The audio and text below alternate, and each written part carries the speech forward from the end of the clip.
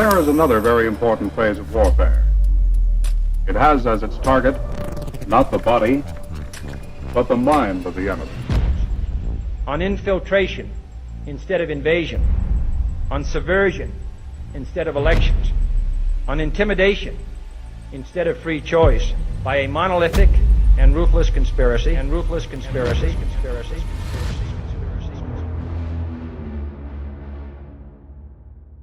Hey, I just want to say that I hope you all had a wonderful Christmas, holiday season, and a great new year. However, just real quick. So I came across a list of government conspiracies. You can see each topic on the screen right now, and there's a few that I know little to nothing about. The list does include things that we know about like MK Ultra or Operation Paperclip, but then there's lesser known conspiracies such as Operation Ajax, Condor, Northwoods, and so at the end of each video, we're going to go through one of these conspiracies.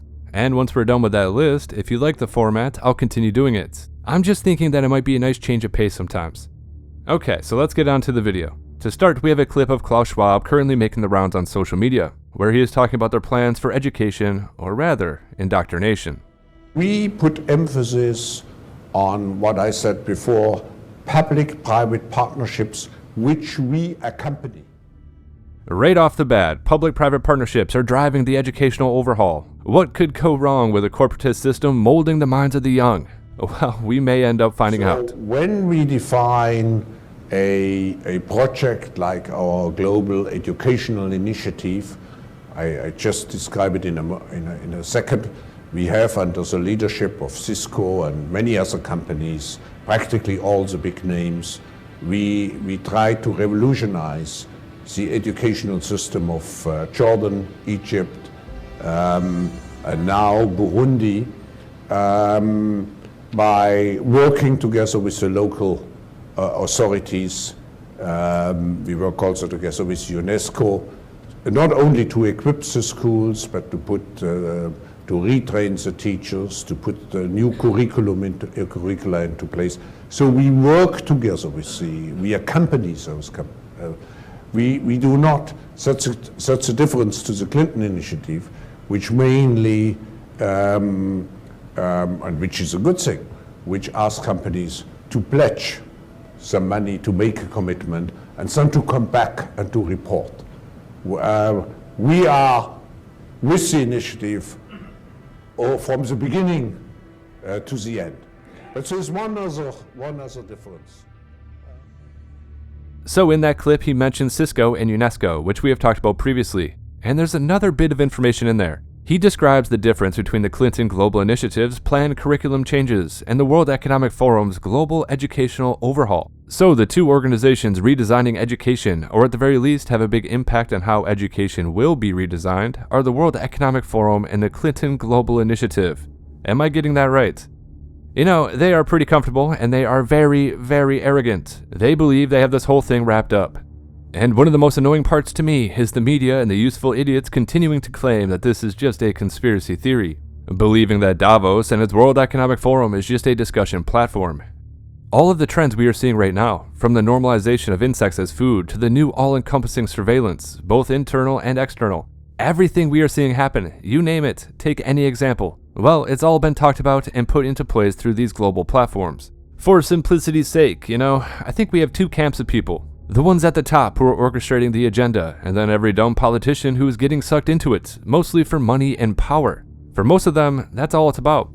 I often wonder though, do they truly understand what's happening but just don't care due to their greed? I mean, they must know. They all must know. If it's right in front of our faces with so many people talking about this throughout the entire world, discussing the World Economic Forum's own policy papers and how it's being implemented right before our very eyes, well then every single person in a legitimate position of power must also know. Everyone always gives politicians the benefit of the doubt, but at this point, we shouldn't. They are very open about what's going on. By 2030, we'll do this. By 2050, we will do that. For example, let's take the push for a US central bank digital currency. Now, if you look at all the money creation around the beginning of the pandemic, it shoots damn near off the chart. This should be hailed as a crisis point for the US dollar, the beginning of something big. Creation of money dilutes the value over time, creates inflation. Yeah, we know. Now, after a couple years of more reckless monetary policy, they just signed the Omnibus Bill. Yes, they are compounding the issue to the tune of $1.7 trillion. And while all of this is going on, we are moving away from oil production, the petrodollar. The BRIC system is picking up cooperating nations left and right. And the entire world is talking about the dollar no longer being used as the global reserve currency. While all of that is going on, the Fed is developing the new central bank digital currency that will replace the US dollar. On top of all of that, the entire world is moving to a carbon-based economic model, a heavily surveilled digital financial system where they can see every single transaction on Earth. They can practically control it all through some of their plans for programmable money. All of this happening is not a coincidence. And there is no way, absolutely no freaking way, I can believe that politicians signing on to this bill, essentially destroying the US dollar, well, there is just absolutely no way I can believe that they don't understand the ramifications of their actions. No, nor do I believe that they just aren't aware of all the other global developments that I just listed. They have to know. I mean, they do know. It's a plan. And it's the same with every situation and example. Every single one of these events line up. They are following a blueprint. So I went on a little tangent, but really, the rare occasions when people say the quiet part out loud, well, now there isn't really a quiet part anymore. They just openly brag about all of their crazy plans. And the well-trained masses continue to repeat the same old establishment talking points over and over again. But okay, back to education. Klaus Schwab says, and I quote, "Our education initiative, we have Cisco and practically all the big names. We will revolutionize education. We will retrain the teachers. We will put a new curriculum in place. Yes, so they can indoctrinate the children with their ideology at an early age. From start to finish is the plan." And really, this is very, very similar to their plans for controlling the population as well. They have a plan, yes they do, and its core tenet is from cradle to grave.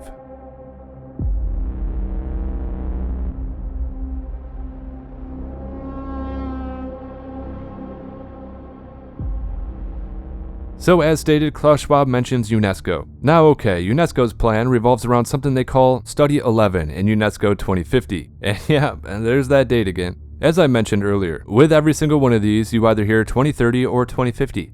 By 2030, we're supposed to be on the path towards technocracy, and by 2050, they want every aspect implemented.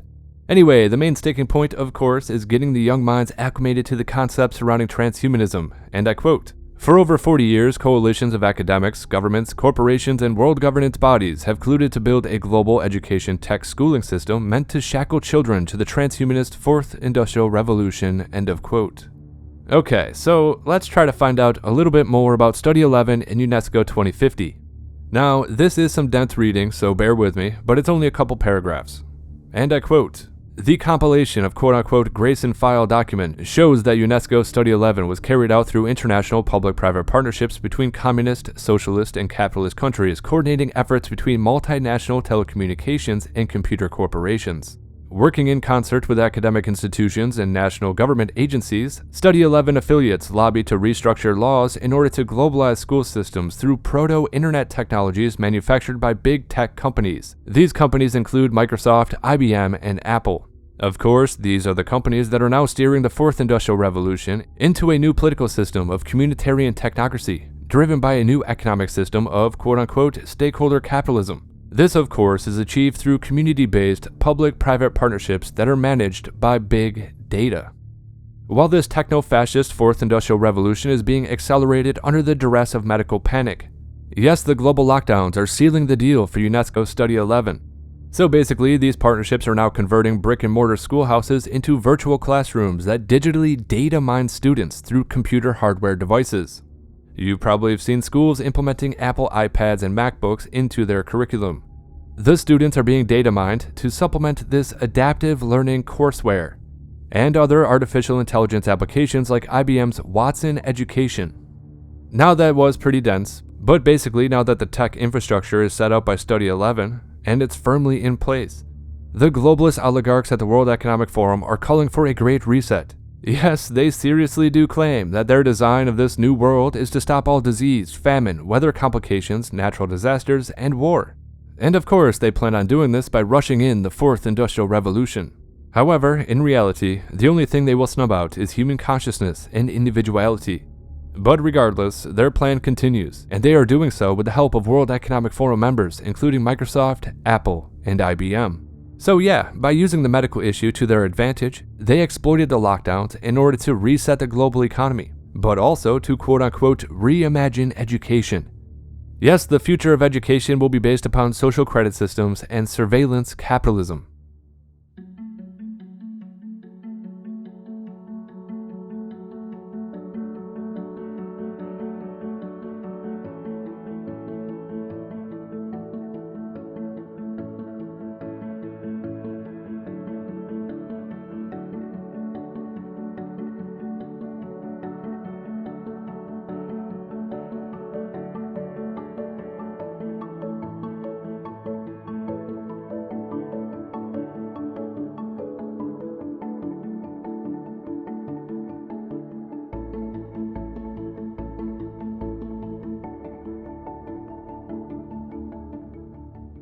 Let's talk about the long game. Yes, the final equation. These geospatial intelligence systems will be hooked up to the transhumanist neurotechnology plugged into the Internet of Things. In the meantime, UNESCO 2050 is building the Future of Education study, which advocates for a communitarian assimilation of AI education tech in order to, and I quote, reframe humanism, with the goal to accelerate society's evolution into the quote-unquote more than human world at the crux of the Fourth Industrial Revolution. Teachers at this primary school in China 蓝色是走神了， know exactly when someone isn't paying attention. 白色就是你可能跟网络还没有连接好。 These headbands measure each student's level of concentration. The information is then directly sent to the teacher's computer and to parents. China has big plans to become a global leader in artificial intelligence. It has enabled a cashless economy where people make purchases with their faces. A giant network of surveillance cameras with facial recognition helps police monitor citizens.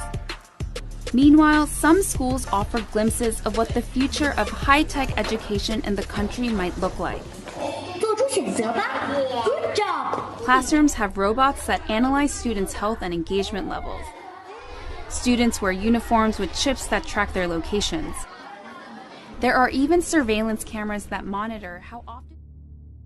Now, if you would like to learn more about this educational plan, there are two really great articles on Unlimited Hangout. We just read one excerpt from it, and I'll leave a link in the description or a pinned comment. But the fact is that the World Economic Forum has a massive platform in place for quote-unquote redesigning education. So I've been looking into this for a while, but on the World Economic Forum website, they say, and I quote, "The Global Future Council on the new agenda for education and skills will develop new thinking, influence change and action through the forum's platform for shaping the new economy, society, and to shape key inputs to the Great Reset Initiative." End of quote. Yes, you've heard it right from Klaus Schwab himself. Yes, it's all about shaping the new economy, shaping the new society, and shaping the Great Reset Initiative. So, one more tangent. All of this is done under the guise of environmentalism. They will introduce carbon markets, carbon taxes, and the new currency which will replace the petrodollar. The carbon dollar, or whatever terminology they're going to use. It's all a ruse for economic control. It's the same exact subjugation from the old system with some virtue signaling on top. The poor will become even more poor. The wealthy will become even more wealthy. And we will no longer have representation within government to ensure our own economic stability, as if we have that now, which, of course, we don't. Anyway, to me though, the real kicker is their plan to create two societies. In one of their plans, there is a really perfect example. So they have a little clause tucked away in there, some fine print, if you will. So, with the carbon trackers, they plan to restrict travel. Oh, I'm so sorry, you have gone over your carbon limit. So, because of that, you must stay within your 15-minute city. However, they do have a plan, and it's to create carbon markets. And within those carbon markets, they have an initiative, so poor people can collect and save up carbon credits, or whatever they're going to call it. And the wealthy individuals, for an example, let's just throw in Leonardo DiCaprio. But you could put anybody in there, any actor, any tech mogul, John Kerry, Bill Gates, toss in any a-hole you want into this equation. Well, they can navigate the carbon marketplace, kind of like a crypto exchange, where poor people can sell their carbon credits to the rich. So the rich can offset their emissions and still travel around the world in their private jets. The rich are going to pay the government for the privilege of traveling, and the poor people are just going to, sell their saved up carbon credits so we can eat bugs. So we can buy bugs to eat. Now, does that sound good? Of course not. However, it does get even worse. If you can believe it, but it's true, corporations and rich individuals can also make carbon payments directly to the government in order to offset their emissions. Every single aspect to this is just a cash grab with nothing to do with actually saving the environment. So you may ask, how can anyone be okay with this? Well, they don't know, because they don't look. They just say, oh, that's just a conspiracy theory, and then they continue living on in their manufactured reality. Now, okay, I say it all the time, but the stuff I generally talk about is at the end of their agenda, mostly.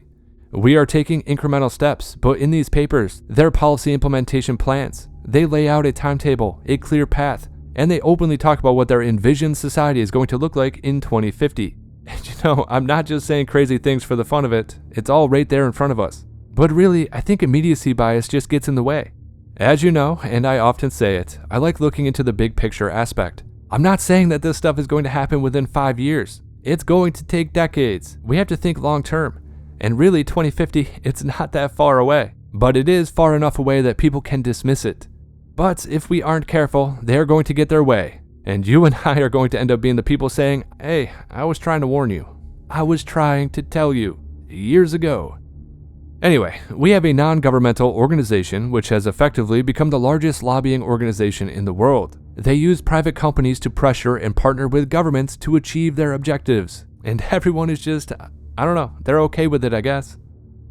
Any way you look at it, this is going to lead to indoctrination through the new education. And really, this is one of the first things that stood out to me in the Ukraine 2030 video. We'll teach the history of the new Ukraine. That line just had a dystopic feel to it. Let's look 8 years ahead. 2030. The history of the new Ukraine is studied all over the globe. However, throughout the entire world, we're seeing a new trend of revisionist history. And I believe it's all in order to indoctrinate the new generations. And as I said, this thinking is not isolated to the US. It is true that the United States has been dealing with a lot of this recently. But would you say that so far it has been relegated to the culture war? Actually, scratch that. What am I even asking? Our universities are ridden with ideological zealots, which naturally has then spilled over into the private sector, and as the same consequence, the public sector too. They have cult members in everything. They are everywhere. Ooh, now that I think of it, things are bleak. Just kidding, we'll get through it. It starts with awareness, as they say. A quote we have talked about previously by H.G. Wells. And it goes as follows, and I quote, "Countless people will hate the New World Order and will die protesting against it. We have to bear in mind the distress of a generation or so of malcontents." So yeah, our generation and maybe a couple after us will fight against it. But through these indoctrination programs, the kids are going to believe that this new normal, this new society, is, well, normal. It's just going to be society to them. And without ever truly tasting freedom, they won't know that they are not free. Technocracy is going to be their baseline. Plus, to the elite, as a bonus, they can scrub all of their corruption and crimes from the record too. So all these shitty politicians will be remembered as quote-unquote heroes. And yeah, let's try to make sure that does not happen. But we do see it already, with the Clintons, for example. And then of course, when Pelosi had her last hurrah or whatever, articles were coming out saying how great she was, possibly the best speaker in American history, they said. When, in reality, she is one of the most corrupt politicians out there. It is pretty crazy what people will eat up. But anyway, so earlier I mentioned the 15-minute city, and we have some more information about this concept. So let's move into that topic.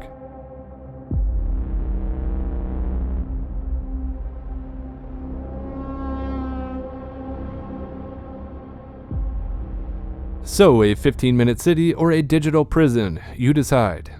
And I quote, "The 15-minute city concept is all a part of the smart cities concept. If you comply and have a good citizen social score, life will be all shiny and happy, controlled for you by an operator. Dissidents who question government or have poor social credit scores, well, there's always the sewers, right? And, I don't know, or the gulag. Anyway, let's check out this clip." This is tomorrow morning, and you are brushing your teeth. And at the same time, the city is cleaning itself. Tomorrow, your city will be in your smartphone. You can check the city status, traffic, and air pollution. In the same breath, you will find booking your smart vehicle as easy as ordering food. You'll drink your last sip of coffee and your smart vehicle will already be waiting for you. Tomorrow, your day will get off to a more enjoyable start. As you drive through town, you can check your personal footprint or actively participate in city issues. There is no rush hour in the morning, no waiting, and no traffic jam. Everything is completely connected and communicates with everything else. Tomorrow, your city will have mobility hubs at every corner. They are a flexible, all-around offer for your personal transport. You can choose and switch whenever you want. Later tomorrow, you are working on your next great idea, while your smart city administration can optimize the city with smart workflows and processes. Everything is in flow. The smart city empties the rubbish bins by itself. It knows where many vehicles are needed and where not. Tomorrow, the air in cities will be clean and parking spaces will become parks. The entire infrastructure is managed decentrally. Tomorrow, the cities will be safer and more worth living in. Tomorrow is great. Now, just as everything else, it's being sold to you as the only way to save the planet. And how exactly do they seed the public consciousness? Well, check out this article right here. They manipulate public perception by paying journalists to write climate alarmist articles. This right here is how they social engineer the masses. Yes, the government has been paying media organizations specifically to write these articles. They aren't paying them to look into the issue and come up with their own conclusion. Nope, they are telling them what narrative to print. Now, okay, we all suspected it, but it's still pretty damn crazy, don't you think?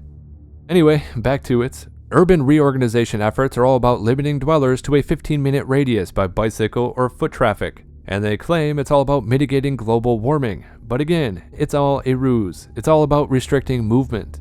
However, it also paves the way for outright climate lockdowns, similar to the ones for the medical issue.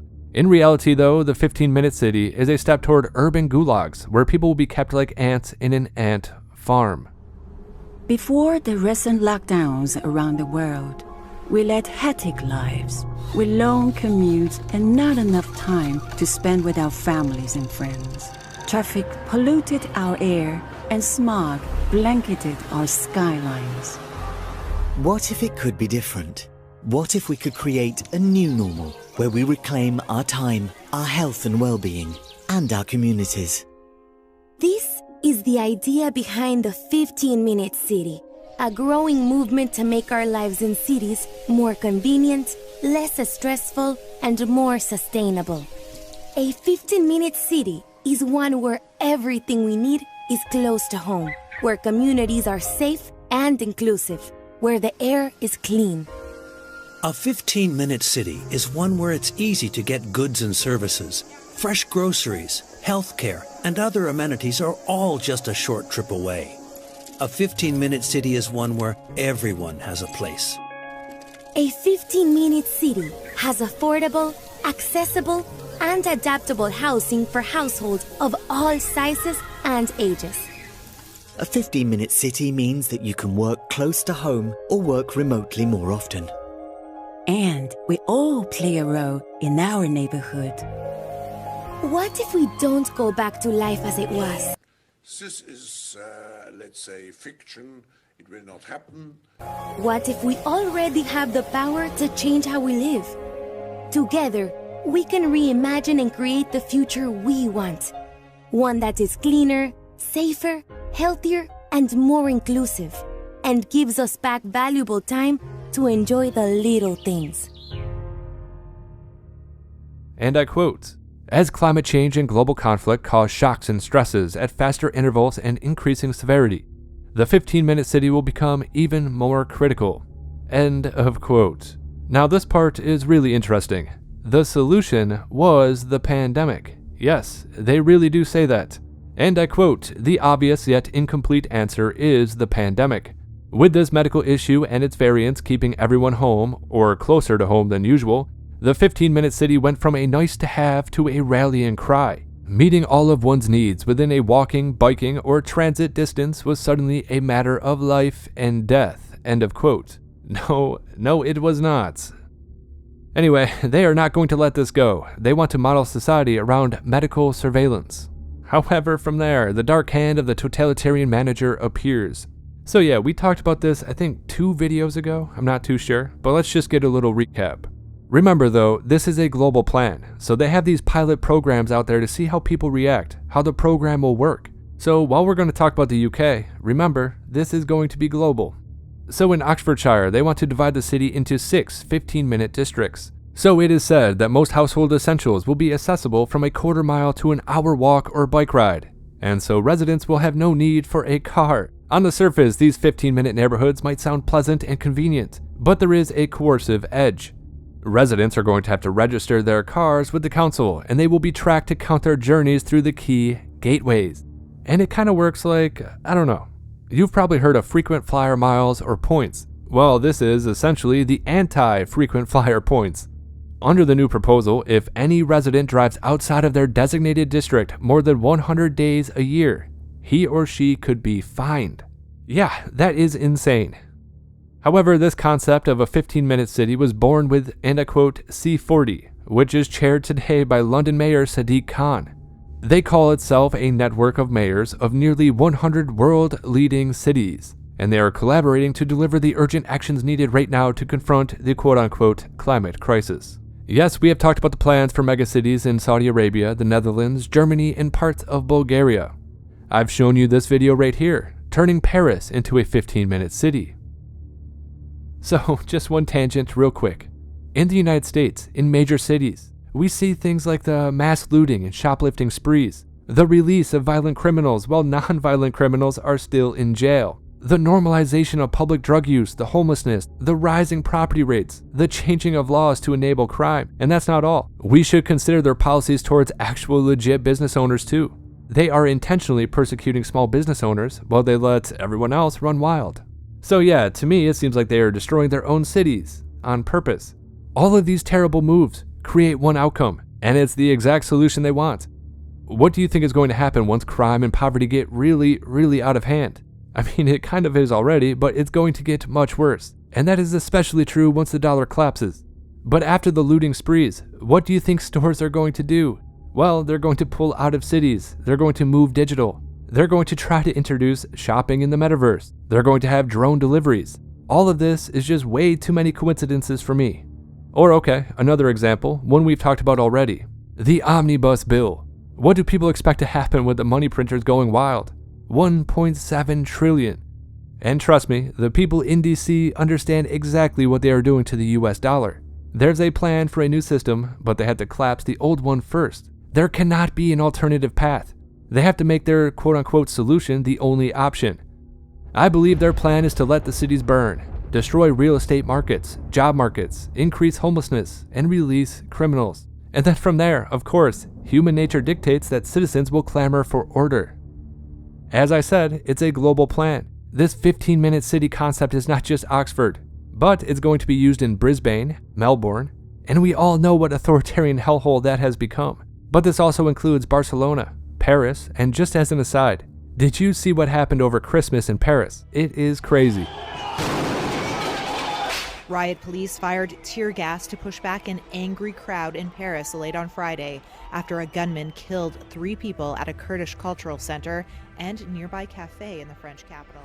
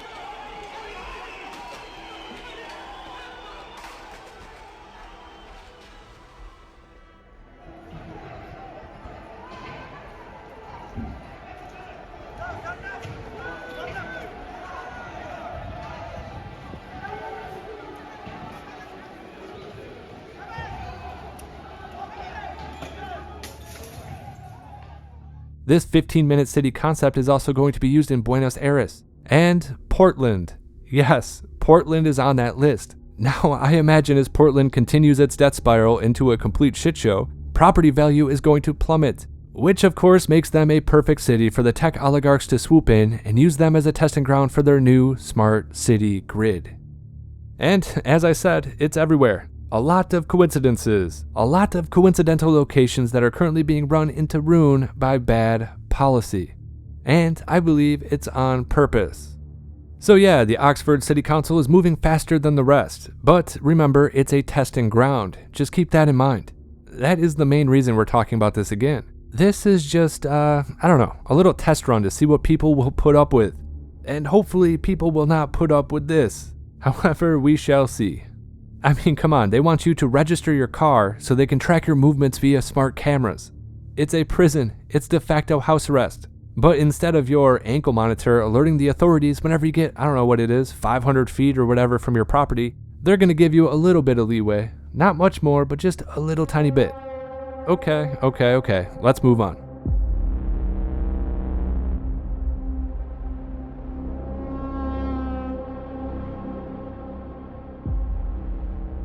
So we're just a few weeks away from the new Davos World Economic Forum meeting, and Zelensky from Ukraine announced he plans on joining that forum in Davos to sign post-war loans with Blackrock. So Zelensky said of his meeting with Larry Fink, and I quote, "We have agreed to focus in the near term on coordinating the efforts of all potential investors and participants in the reconstruction of our country." So yeah, all a part of the plan, really.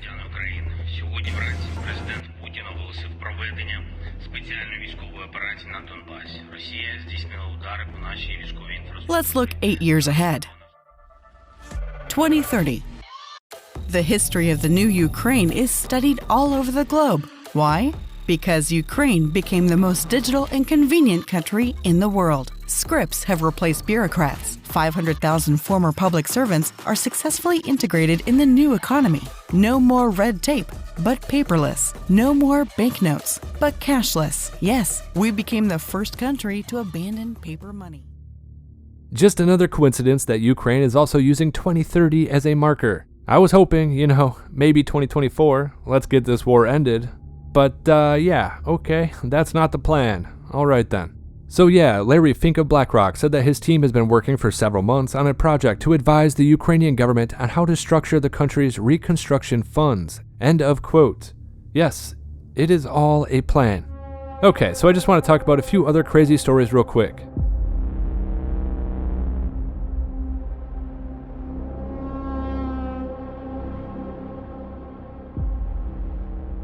Now, perhaps you have wondered about the deal the US establishment has signed with Africa. Well, if you look on the screen here, you can see why they did this. It's all about resources. Yes, it's all about God, gold, oil, and diamonds. Well, now I guess it's really, Carls, which I just made up, but it stands for cobalt, aluminum, rare earth minerals, lithium, and silver. These are all essential to generating, storing, and distributing quote-unquote green energy. Really though, gold and diamonds will always be on the list. So it's really Carl's good. Jesus, I'm an idiot. Anyway, for the left who always talks about colonialism and imperialism, well, they are certainly fine with it if it's attached to a virtue signal. Yes, apparently that's how you trick a lefty establishment type these days. Yeah, we're gonna go to Africa to help them go green. And then, just seize the minerals needed for their green revolution. We'll bring in a hefty bottom line too, but that's besides the point. But it's real crazy. The Warhawks also use this same tactic against them. Nah, trust us, we wouldn't lie to you. We must protect democracy, they say. With lots and lots of bombs.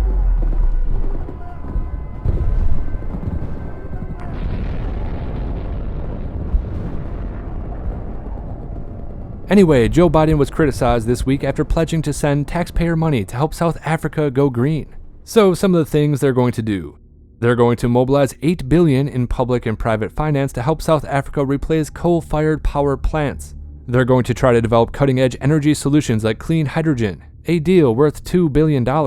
They're going to build solar energy projects in Angola, $600 million for high-speed internet, and, more stuff.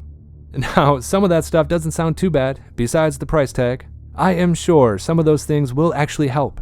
However, it's all a manipulation. It's all about the new economy, the green revolution, and infiltrating Africa to mine their resources. One of the things that really bothers me about all of this, well, and I quote, "In Africa, the Congo, green neo-colonialism of Africa is surging. It's all being done under the banner of net zero, so we can pretend to save the planet by driving electric cars and tweeting on your iPhone. Congolese children, however, are still mining cobalt in mines in the Congo. For you. Just look at this video. It's crazy. This is not the way forward for the future. Everyone is just, they're just okay with slave labor in Africa and China being used to just build this vision for the future. They're hypocrites. Every single last one of them. Hypocrites."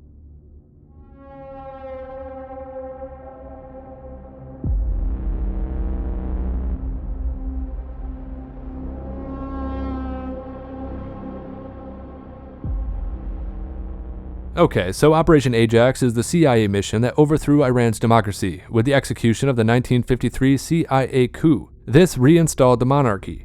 Operation Ajax tells a story of how the epic coup d'etat dramatically altered the fate of Iran, the Middle East, and the rest of the world. So, for years after this, statesmen in Washington and London considered it to be a great success, and apparently they had reason to be pleased. In place of their old leader, they had reinstalled Mohammad Reza Shah, who was eager to do their bidding.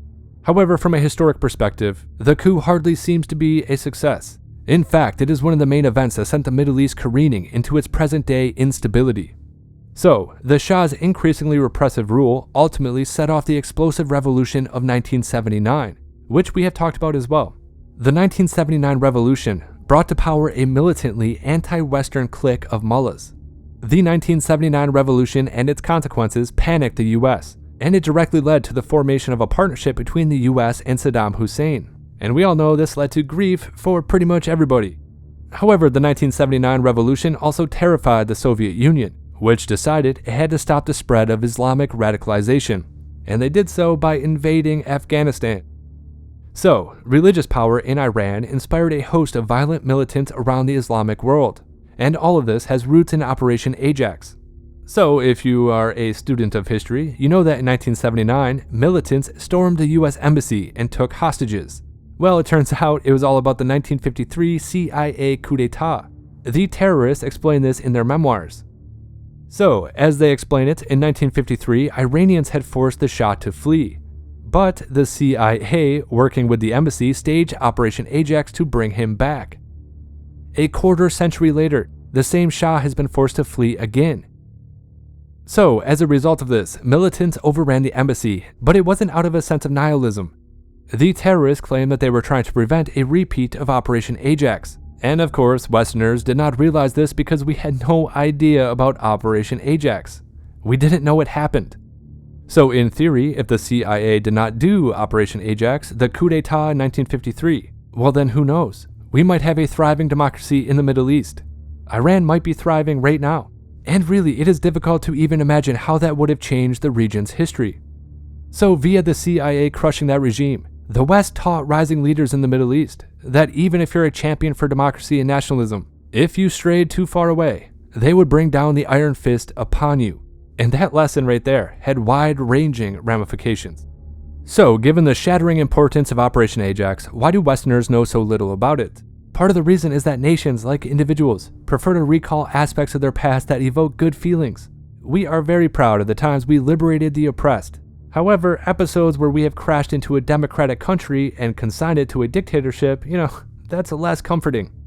So, as a result, rather than confronting those misjudgments and trying to learn from them, we consign them to the footnotes or forget them entirely. The story of Ajax is always relevant.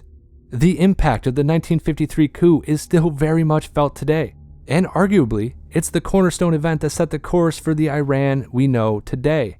Ajax is our legacy in the Middle East, and that right there is the main reason I want to go through the list of government conspiracies. We must learn from our past mistakes. Some 60 Americans, including our fellow citizen whom you just saw bound and blindfolded, are now beginning their 6th day of captivity inside the U.S. Embassy in Tehran. This picture tells it all. This flag was apparently taken from someone's office inside the United States Embassy. It was burned Tuesday evening outside the embassy gate. So once again, this is HelioWave. If you like the content, like, comment, and subscribe. Share the video if you want to. If you're in a position to, consider subscribing on Locals or Subscribestar. As always, make sure you disobey those true fascistas, and yes, I do hope you have a good night.